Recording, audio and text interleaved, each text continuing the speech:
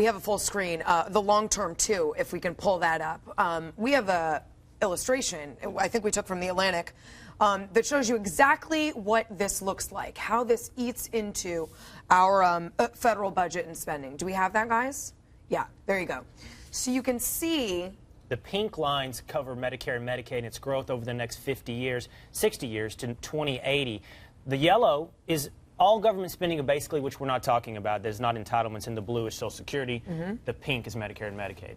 Right, and there's actually another chart, I don't know if we have it, maybe it's the long-term number one, that shows the cost of Medicare rising against the our income, our federal income, and eventually they meet, of course. I think that might be it. I can't tell. That is it. Yeah, they meet eventually because the entire federal government, the entire federal income. Medicare. In other words, every tax dollar that the government brings in will go to paying for Medicare. Exactly. And Medicaid. Eventually, and not. I mean, we're not talking centuries. We're talking sort of maybe at the end of this one, if that long. I mean, this is a completely untenable situation. And we keep kicking the can down the road because, as you bring up, Amy, and you touched on this as well, the politics of this is so terrible in an election year. And I have a great quote from your favorite, a GOP strategist named Bob Honnold, who says, as a campaign issue, I love this quote, as a campaign issue, the budget is a significant challenge for GOP candidates. It's much more difficult for Republicans to communicate their responsible solutions than it is for Democrats to spook seniors with rhetoric.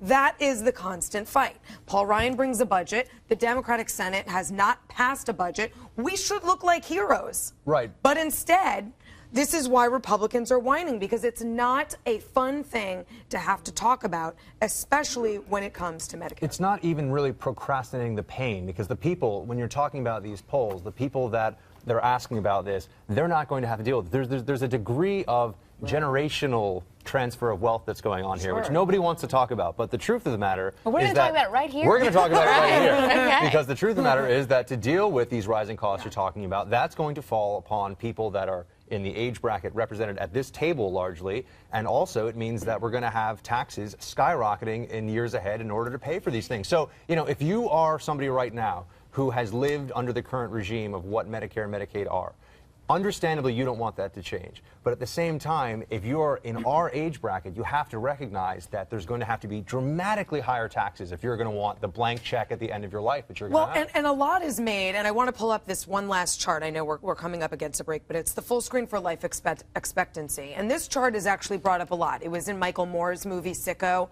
It's used often to talk about. We don't have it. Okay, never mind.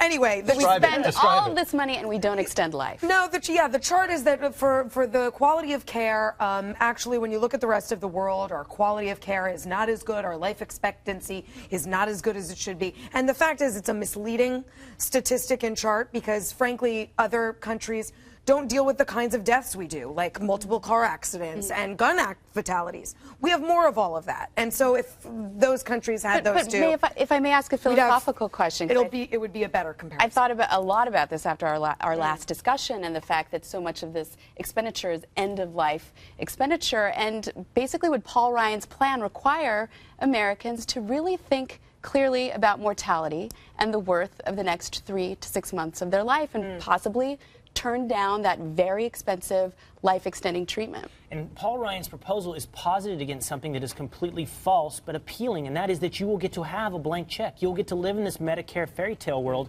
where you can have whatever you want, but the bottom line is that is not reality. That's why he's putting out a political loser of a document, but it's also why he is a leader who should be hoisted up on the shoulders of conservatives everywhere for telling the truth. And this is where we are today. And if they control the narrative, it won't be a political loser. If they let the Democrats control the narrative, it will be. Paul Ryan for president. I'm not sure that Ryan for president. We'll watch how this plays out.